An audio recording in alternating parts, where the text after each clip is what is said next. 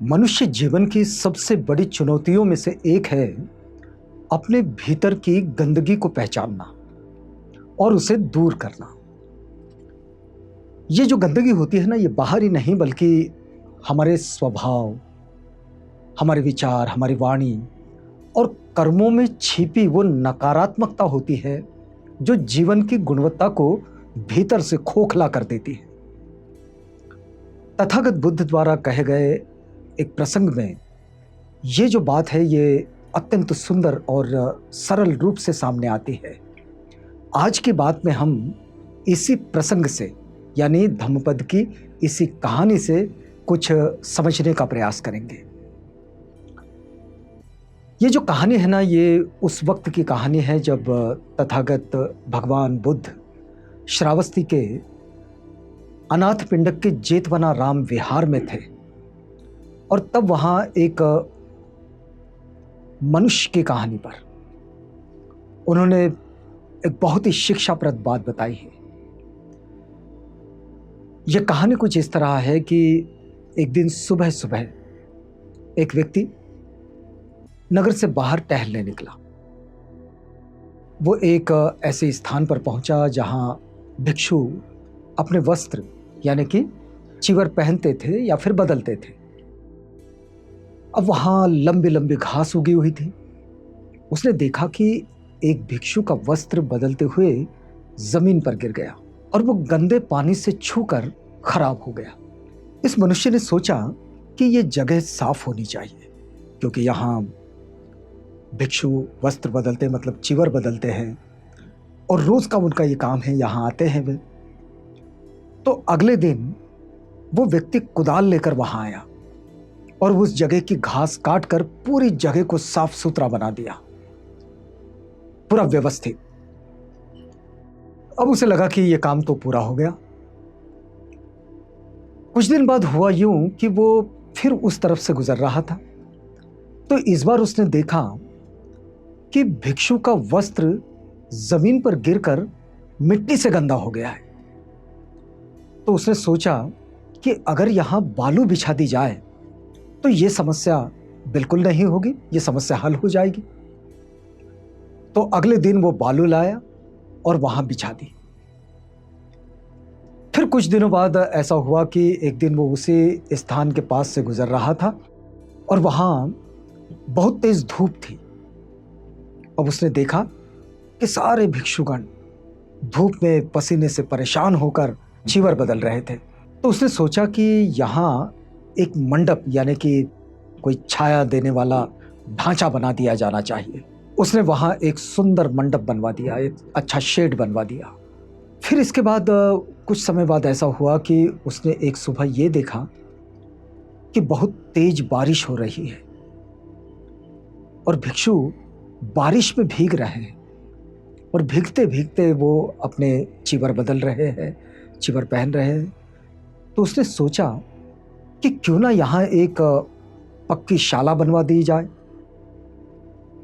जिससे भिक्षु बारिश से बच सके।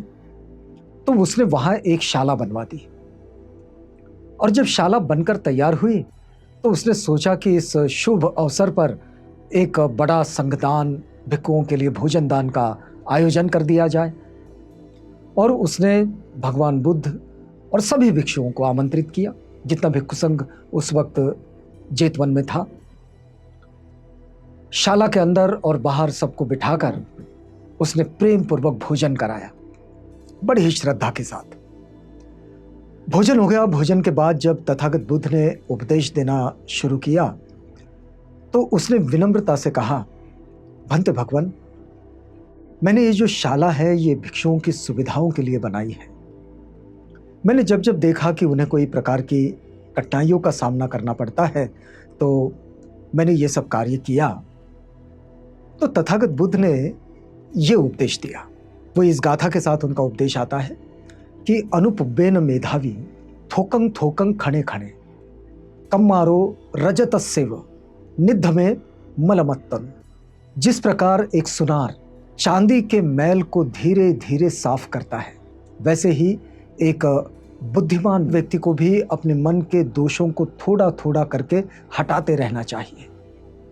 ये कहानी हमें ये सिखाती है कि हमें भी अपने अंदर की बुरी आदतों या फिर गलतियों को धीरे धीरे सुधारते रहना चाहिए।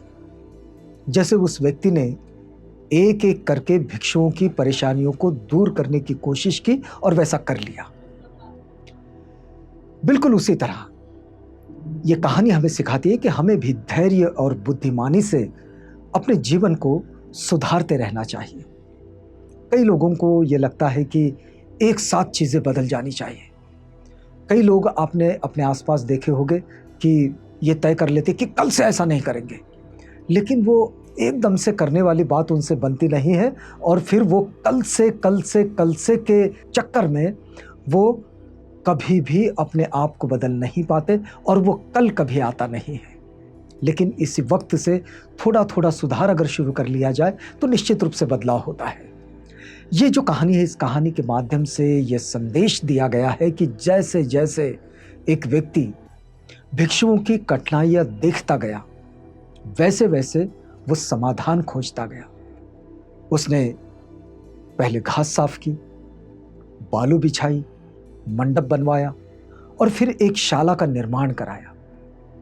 और इस क्रम में उसने बाहरी स्वच्छता और सुविधा का निर्माण किया, लेकिन उसी प्रक्रिया में वह आंतरिक रूप से भी परिष्कृत होता चला गया, क्योंकि बाहर से जो चीजें बदल रहा था उसमें उसकी सोच थी, उसका विचार था, उसका वितर्क था, और वो भीतर से भी बदलता चला गया।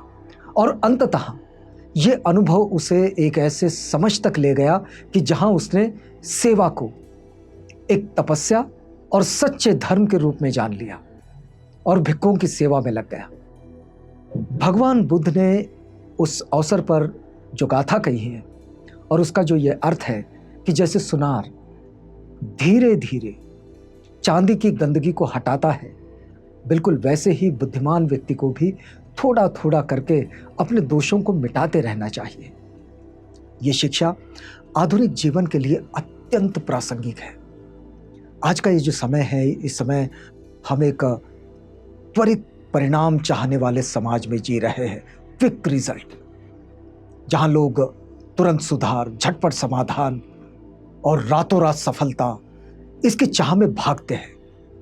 पर अपने आप में सुधार का कोई शॉर्टकट नहीं होता है, ये बात आप समझ लीजिएगा, क्योंकि सुधार का शॉर्टकट कोई इस्तेमाल करके आगे नहीं बढ़ सकता।